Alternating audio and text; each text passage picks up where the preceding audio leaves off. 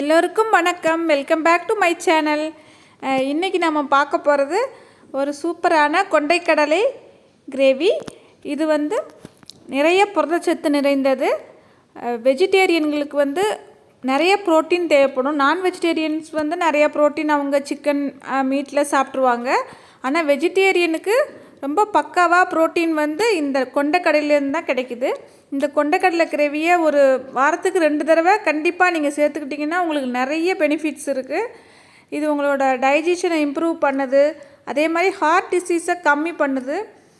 அது போக உங்களோட பிளட் ப்ரெஷரையே கண்ட்ரோலாக வைக்குது. இதை எப்படி செய்யறதுன்னு பார்க்கலாம் வாங்க.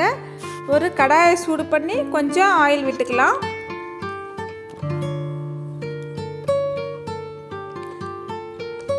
ஆயில் கொஞ்சம் சூடாகட்டும். இப்போ ஒரு 1/2 டீஸ்பூன் சோம்பு சேர்க்குறேன். சோம்பு நல்ல ஒரு வாசம் வரும். ரொம்ப நல்லது, உடம்புக்கும் டைஜஷனுக்கும் ரொம்ப நல்லது. சோம்பு கொஞ்சம் பொரியட்டும். அதுக்கப்புறம் நான் ஒரு கொஞ்சம் இந்த மாதிரி ஒரு 4 லவங்கம், 2 ஏலக்காய், அன்னாசிப்பூ, கல்பாசி, பட்டை, அந்த பிரிஞ்சி இலை எல்லாமே கொஞ்சம் சேர்க்குறேன்.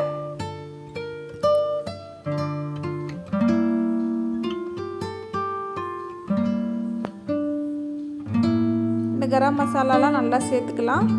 இதை கொஞ்சம் வறுத்துக்கலாம். இப்போ நான் ஒரு பெரிய வெங்காயம் கட் பண்ணி வச்சுருக்கேன் பொடி பொடியாக, அதை சேர்த்துக்கிறேன். வெங்காயம் கொஞ்சம் பொன்னிறமாக வதங்குற வரைக்கும் வதக்கிக்கலாம்.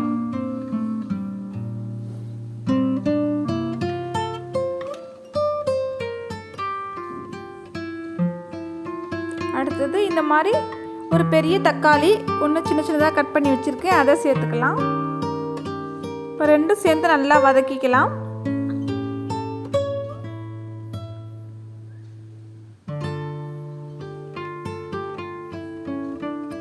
தேவையான அளவு உப்பு சேர்க்குறேன். சேர்த்துட்டு நல்லா வதங்கட்டும். ஒரு 2 நிமிஷம் வதக்கிக்கலாம். ஸோ இந்த மாதிரி வதங்கி வந்துருச்சு. இப்போ நம்ம மசாலா சேர்த்துக்கலாம்.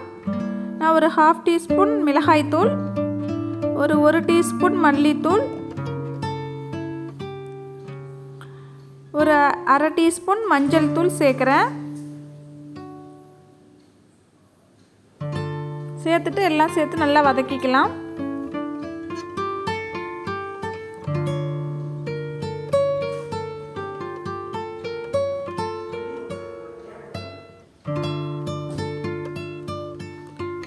இப்போ நான் சன்னா ஒரு வேக வச்ச தண்ணி இருக்குது, அந்த தண்ணியை சேர்க்குறேன்.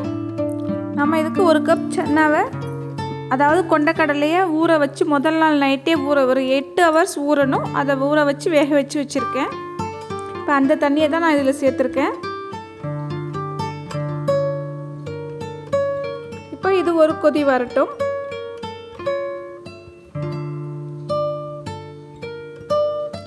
இப்போ நான் அந்த சன்னா வேக வச்ச சன்னாவை சேர்த்துக்கிறேன். எல்லாத்தையுமே சேர்க்காம கொஞ்சம் மிச்சம் இருக்கட்டும், கொஞ்சம் எடுத்து வச்சுக்கலாம். இப்போ இதை நல்லா கலந்து விட்டு கொஞ்சம் கொதிக்கட்டும்.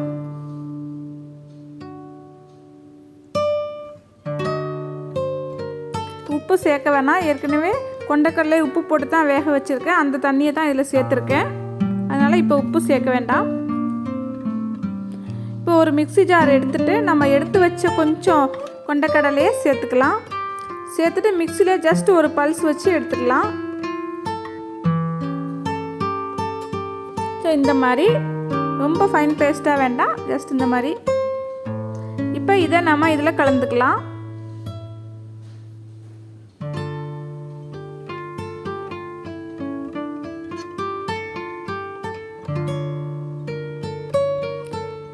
இந்த மாதிரி நம்ம அரைச்சி சேர்க்கும்போது நல்லா உங்களுக்கு கிரேவி கிடைக்கும்.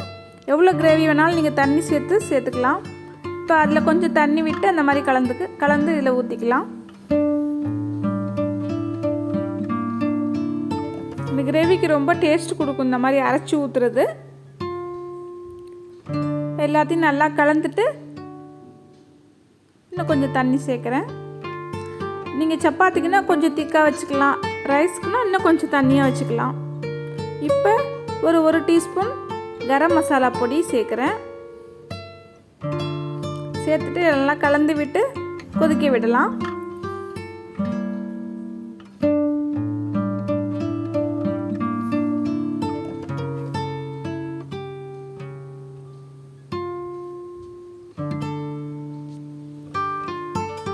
இப்போ கொஞ்சம் கசூரி மேத்தி, இது கடைகளில் கிடைக்கும், பாக்கெட்டில் வச்சுருப்பாங்க, அது கொஞ்சம் டிஸ்ப்ளே பண்ணி விடலாம்.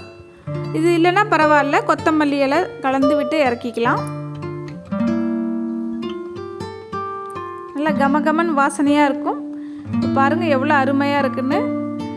இது இட்லிக்கு சாப்பிட்டுக்கலாம், தோசைக்கு சாப்பிட்டுக்கலாம், சப்பாத்தி பூரிக்கு, ரைஸ்க்கு எல்லாத்துக்குமே சாப்பிட்டுக்கலாம், ஆப்பத்துக்கு கூட சாப்பிட்டுக்கலாம். அவ்வளோ அருமையாக இருக்கும். இது அடிக்கடி நீங்கள் செஞ்சிங்கன்னா உங்கள் குழந்தைங்களுக்கும் நல்ல ஒரு புரோட்டீன் கிடைக்கும்.